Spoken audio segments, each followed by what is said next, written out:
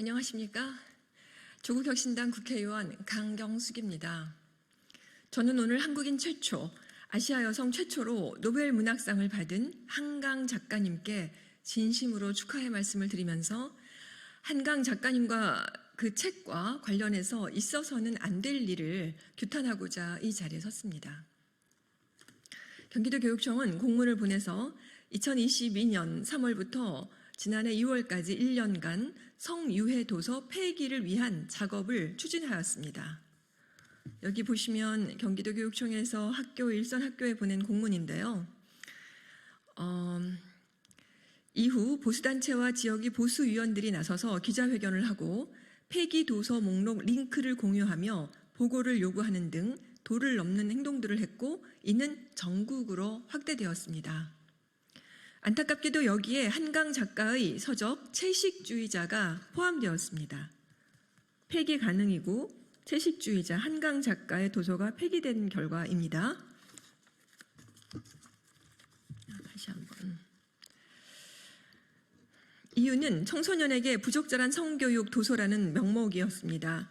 한국도서관운영위원회에서 학교도서관운영위원회에서 자율적으로 결정할 일을 공문을 내려보내 금서로 지정한 것을 일선 학교에 보이지 않게 압박을 가한 것입니다.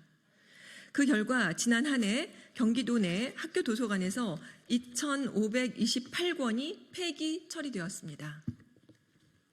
2016년 채식주의자로 영국 맨부커 인터내셔널 상을 수상했을 때 박근혜 당시 대통령은 축전을 보내지도 않았습니다.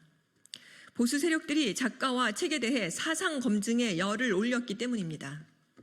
학교에서 벌어진 채식주의자 폐기 조치 또한 국민의힘 전신인 한나라당에서 3선 의원을 지냈고 MB정부의 대통령 비서실장을 지낸 후 한경대학교 총장을 거쳐 지금은 아이들을 위한 교육을 하겠다고 나서신 임태희 경기도 교육감의 조치입니다.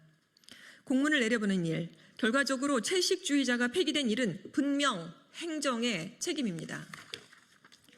더 안타까운 일은 노벨 문학상을 받아 더 권장하고 일독을 권해야 하는데 경기도교육청은 특정 작품에 대한 특혜라고 했다고 합니다.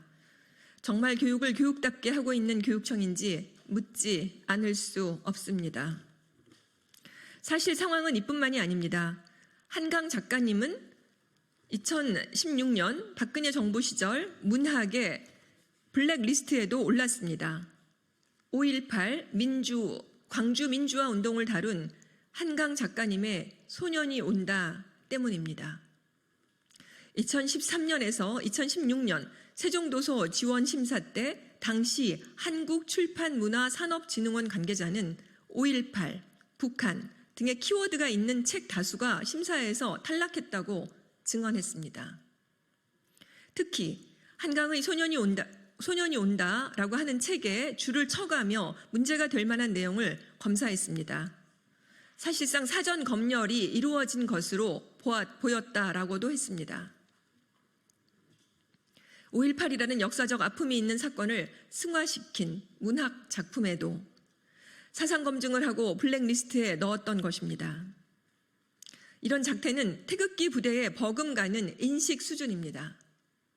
이명박 정부와 박근혜 정부의 관계자들은 여전히 현재의 여당과 공공기관에 다수 포진되어 있고 윤석열 정부의 뉴라이터 역사 왜곡은 하늘을 찌를 듯합니다. 또 무슨 일이 벌어질지 모르겠습니다.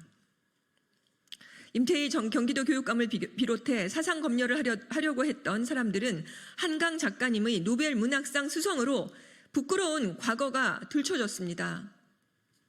이러한 불명예를 안겨준 점에 대해 지금이라도 한강 작가님께 사과하고 학생과 학부모님들 앞에 사죄하시길 촉구합니다. 저는 국감 기간 동안 이 사안에 대해 더 철저히 검증할 것입니다.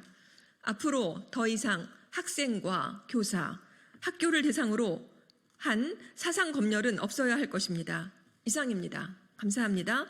2024년 10월 11일 조국혁신당 국회의원 강경숙이었습니다. 고맙습니다.